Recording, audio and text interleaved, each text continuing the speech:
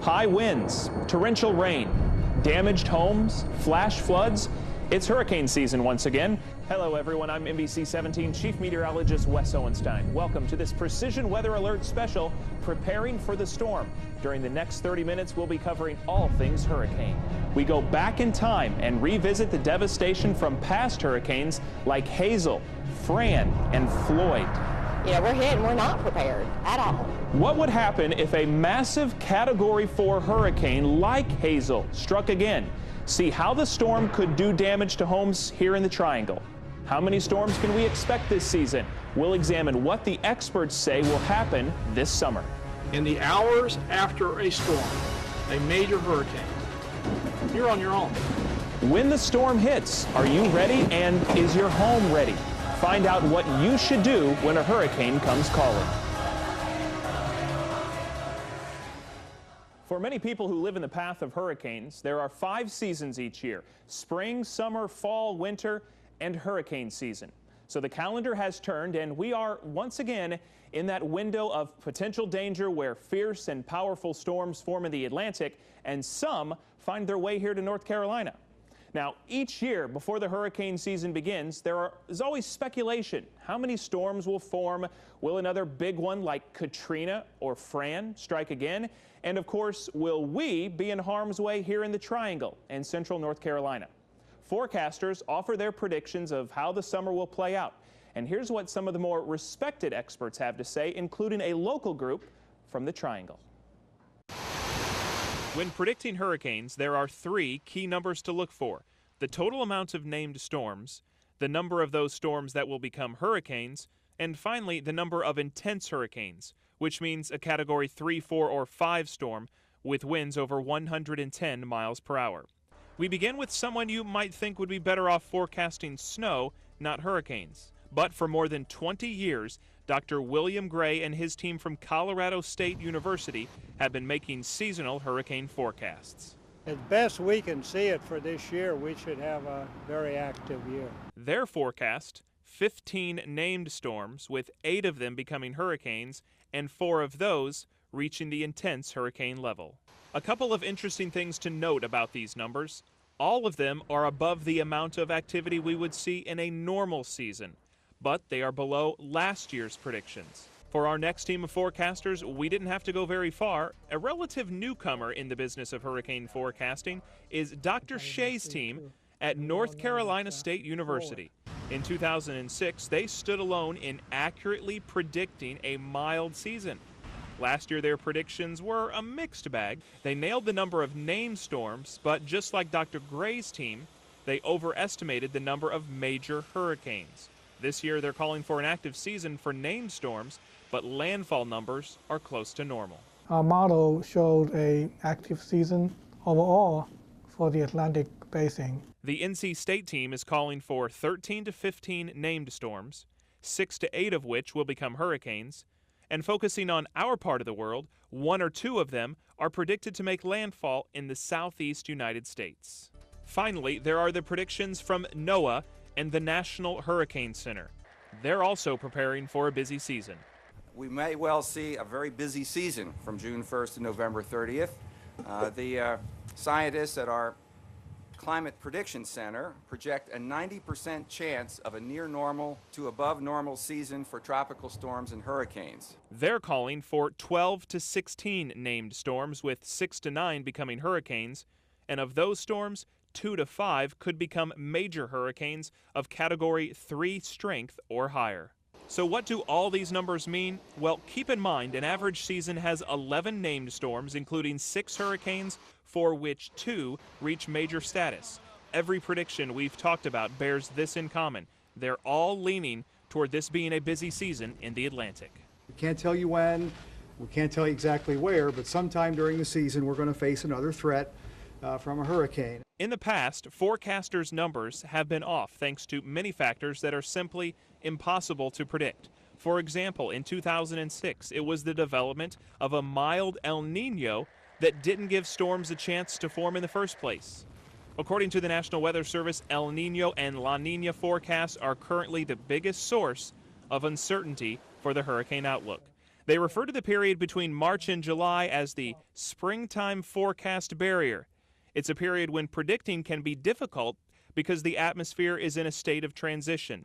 In fact, both Dr. Gray's and Dr. Shea's teams frequently update their forecasts as the season progresses and climatological factors change. So as we make our way through another hurricane season, you can count on the NBC 17 Precision Weather Team to keep you updated on all of these changes. And if a hurricane does appear on the horizon, we'll keep you informed and ready to keep you and your family safe. Here's a look at the list of hurricane names. Remember, the names are alphabetical, starting with Arthur all the way to Vicky and Wilfred. If the entire list of 21 names are used in a season, additional storm names come from the Greek alphabet, like Alpha, Beta, Gamma, and so on. The Pacific gets its own list of names each year, too.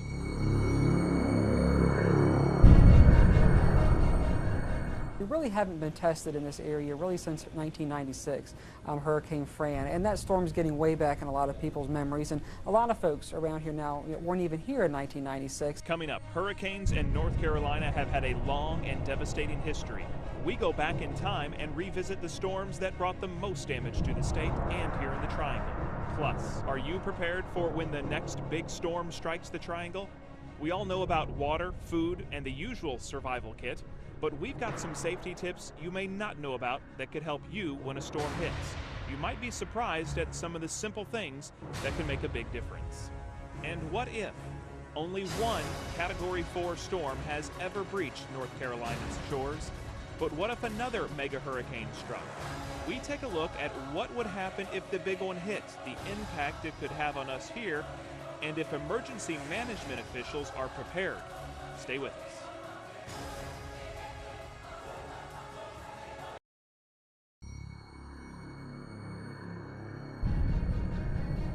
Welcome back to this NBC 17 Precision Weather Alert Special, Preparing for the Storm.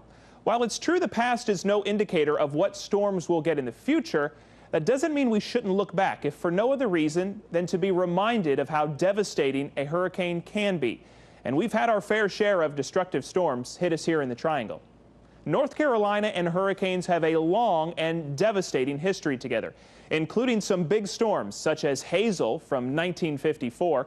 Fran roughed up the state and the Triangle in 1996, and Floyd's impact was felt throughout central North Carolina in 1999. Meteorologist Bill Ray has more.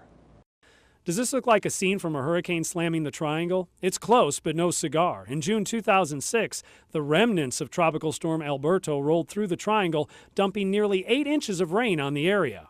And though it wasn't a hurricane, the storm caused plenty of flood damage and even claimed the life of a teenage boy. Alberto typifies what we normally see during hurricane season, plenty of heavy rain and flooding. But every now and then we get hit hard. It's not often that a massive storm sets its sights on the Triangle or central North Carolina, but when it does, the impact is unforgettable. Hurricane history dates back to the first explorers who noticed the fierce and deadly havoc they played on ships and sailors. Some historians even link the lost colony of Roanoke to a hurricane disaster. Now let's fast forward to the 20th century. In the 1950s, many storms impacted North Carolina. The worst came in 1954. Hurricane Hazel came ashore in October that year. It is the only Category 4 storm to ever make landfall in the Tar Heel State. The storm took aim on Brunswick County beaches and came right up central North Carolina. Wind gusts of 90 miles per hour were recorded at RDU Airport, while Fayetteville had gusts reaching 120 miles an hour.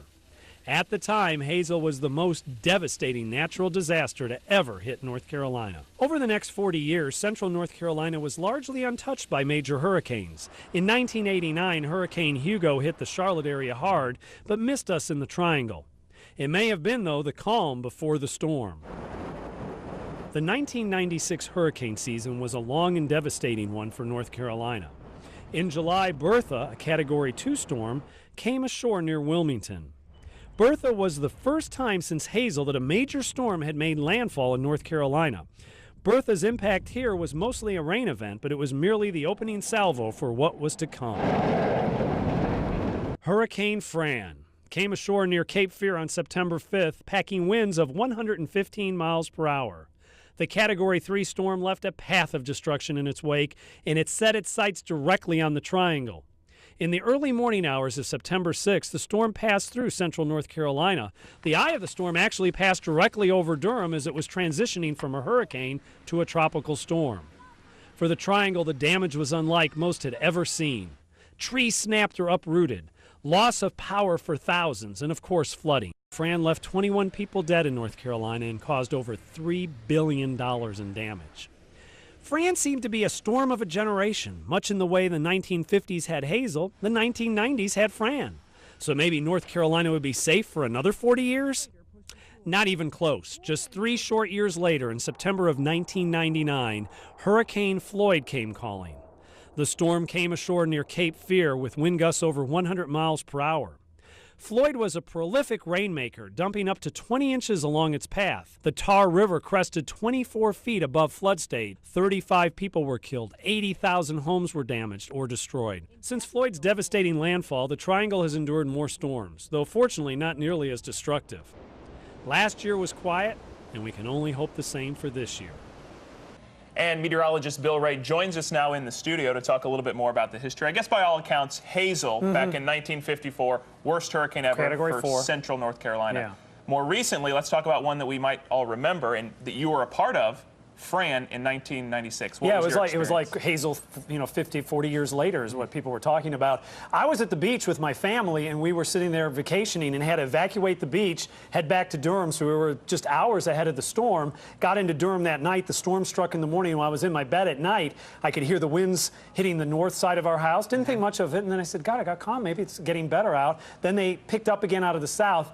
Was heading into work and heard the 5 a.m. report on Hurricane Fran as it was coming over, and they gave the location as 20 miles northwest of Raleigh. Now, why they didn't say Durham, I don't know, but I said, hey, wait, 20 miles northwest of Raleigh, it came right over us. That's your house, basically. And yeah, it came right over our house. And you and I spend a lot of time every year getting people ready for the season, hurricane preparedness kits. But that's all before and maybe during the storm. Tell us what happened after, because sometimes that's the worst, right? Yeah, I mean, we needed ice. I mean, you had to protect your food, and you just wanted ice even to cool down because it was hot and we had no electricity. As a matter of fact, it wasn't that we were running out of food. It was we had so much food we didn't want to waste. So you invite the neighbors over, you fire up the grill, and we did a lot of cooking.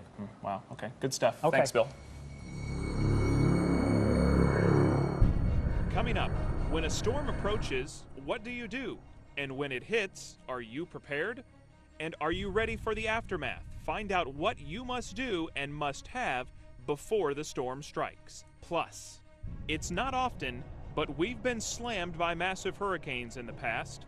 So what would happen if another one the size of Fran or even Hazel were to bear down on the Triangle again? Find out ahead.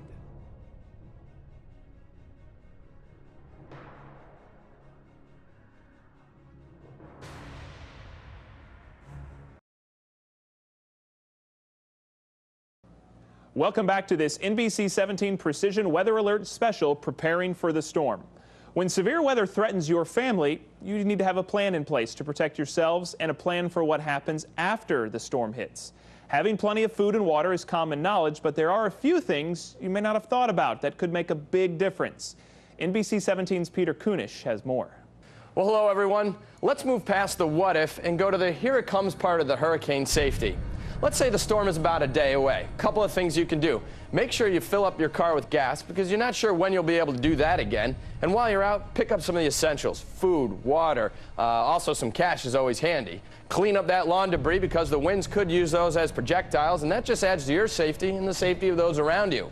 As we talk about the windows, if you have shutters, go ahead and close them. That'll help protect the windows. And if you don't, that's okay. You can always use a little bit of plywood. Now, as we move back inside into the kitchen, we talked about picking up some of those essentials, the food, the water, the ice, etc. And then get some canned goods as well, because if the power does go out, those will obviously stick around a little bit longer. A couple of things to keep you informed. Make sure that television is on NBC 17. And if you have a portable radio, make sure you keep that handy, as well as fresh batteries. We talk about batteries off to the supply closet. Make sure you have some fresh batteries, some new batteries, some extra batteries. Keep a flashlight handy. And of course, don't forget that cash. One more thing, those personal documents, insurance papers, things of that nature, you want to make sure you have those around and in a plastic bag, because that way if there is some storm damage, those will be kept dry. Now we're going back outside, and of course lots of dangers out there. For instance, when the storm arrives, many have downed power lines, obviously very dangerous, and it could take the power companies some time to take care of that. Now, if you have to go driving, well, you just want to be careful and take it slow. Downed trees and flooding could cause the roads to be quite dangerous, and just a little bit of water can help sweep that car away. And of course, you don't want to be that person who has their car on our newscast. Now, that's just a few things to remember. You can get much more information on our website, NBC17.com. Use the keyword hurricane. Wes, back to you. All right, thanks, Peter. It's important to keep in mind that when a storm is approaching, it can be tough to remember the simple things. For example, getting paid. Hopefully you're using direct deposit instead of a paper check. And keep that cell phone charged and ready. Even if cell service is out, you can probably still send a text message if need be. Just imagine if another Category 4 hurricane like Hazel slammed into the North Carolina coast and came calling on the Triangle. Coming up next, we show you the impact of the storm and how state and local officials are preparing for the worst.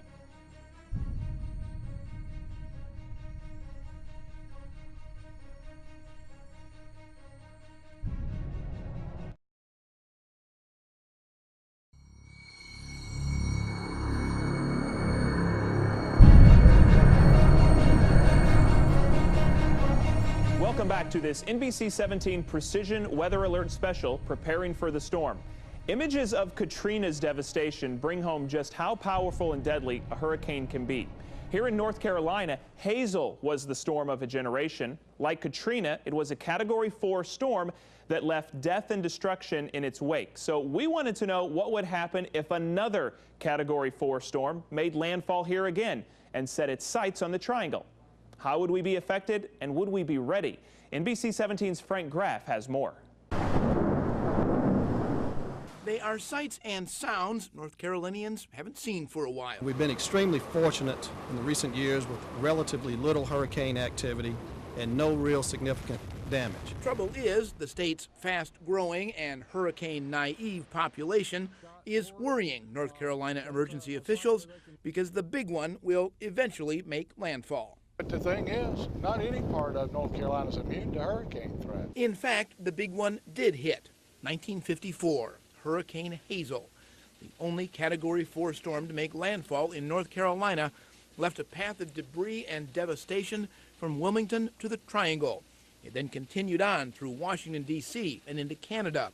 And that leaves state emergency officials asking, what would happen if another Hazel-sized storm hit? Category 4 storm would bring a lot of wind damage in addition to the rain that you have. So you'd likely have, structures damaged, lots of debris. People would be displaced. They'd have to evacuate the coastal regions, probably have major devastation on the coast like you did with Hurricane Katrina. So the state recently updated its disaster plan after studying what Hurricane Katrina did to the Gulf Coast.